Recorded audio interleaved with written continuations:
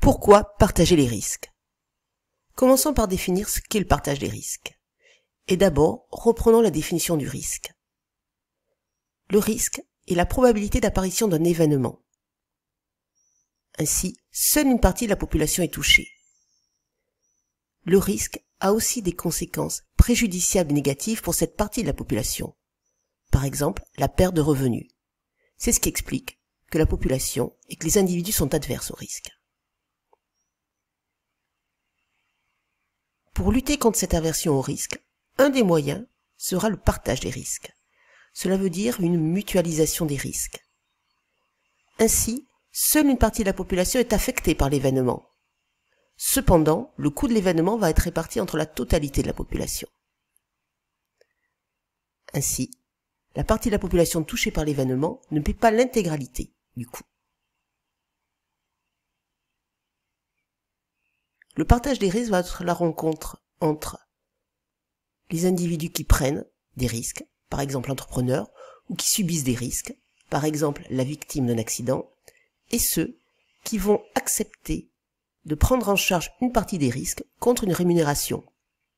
L'actionnaire dans une entreprise, par le biais du dividende, ou l'État avec l'impôt sur le bénéfice.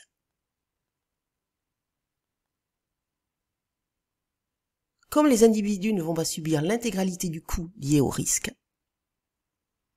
ils vont être incités à prendre des risques. Il y a donc une augmentation de la prise des risques. Celle-ci est certes positive, mais elle peut aussi avoir des conséquences négatives. Comme les effets positifs sont supérieurs aux effets négatifs, le partage des risques va être efficace.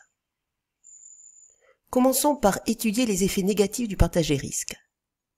Premier effet négatif, la déresponsabilisation individuelle. En effet, quand les individus ne paient pas l'intégralité du coût lié au risque, ils ne devront donc plus se sentir responsables de leurs actes. Deuxième conséquence négative du partage des risques, le développement des comportements à risque, ce que l'on a déjà vu avec l'aléa moral. Dans ce cas, il y a, après l'échange, une asymétrie d'information. Ainsi, une des parties ne peut contrôler l'action de l'autre partie, ou bien n'a pas les moyens d'en évaluer l'opportunité après l'échange. Ainsi, un des agents est incité à prendre des risques qui peuvent être préjudiciables pour l'autre. Dans ce cas, comme une partie des coûts n'est pas financée par l'individu, il va adopter des comportements peu prudents. Ainsi, des conduites à risque vont être développées. Par exemple, une consommation excessive d'alcool, ou bien ne pas fermer sa voiture à clé quand on la quitte. Et donc, il va y avoir une fragilisation du lien social. En effet, les individus pensent à leurs droits, être protégés contre le risque, mais oublient leurs devoirs, adopter des comportements prudents. Il y a donc une fragilisation du lien social. Cependant, le partage des risques a aussi des effets positifs. Il favorise d'abord l'innovation et la croissance. En effet, un entrepreneur qui va lancer une innovation a un risque d'échec relativement important. En effet, il peut développer des techniques de production qui seront peu efficaces, ou bien il va créer de nouveaux produits qui ne correspondent pas à une demande. En revanche, le partage des risques va permettre que l'entrepreneur ne subisse pas l'intégralité du risque d'échec. Ainsi, l'entrepreneur est incité à innover. Cette innovation va être source de croissance. D'abord, grâce aux innovations de procédés.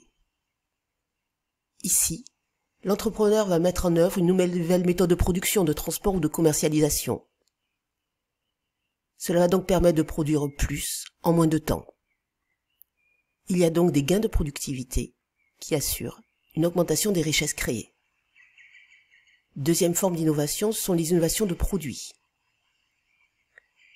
Ici, il y a création de nouveaux marchés.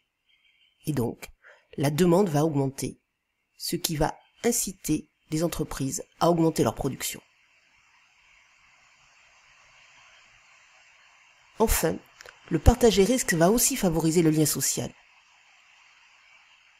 En effet, on l'a déjà vu, les individus sont adverses au risque. Et donc, quand il y a partage des risques, cela va augmenter leur bien-être. Ainsi, les individus savent qu'en cas de risque de chômage, par exemple, ils vont être couverts grâce à des revenus de substitution. Il y a donc une plus grande confiance à l'avenir. Le partage des risques permet alors d'unir les individus. En effet, il va y avoir une augmentation de la solidarité entre les individus par le biais de ce partage des risques. Et donc, cela renforce la cohésion sociale. C'est, par exemple, le but de la sécurité sociale.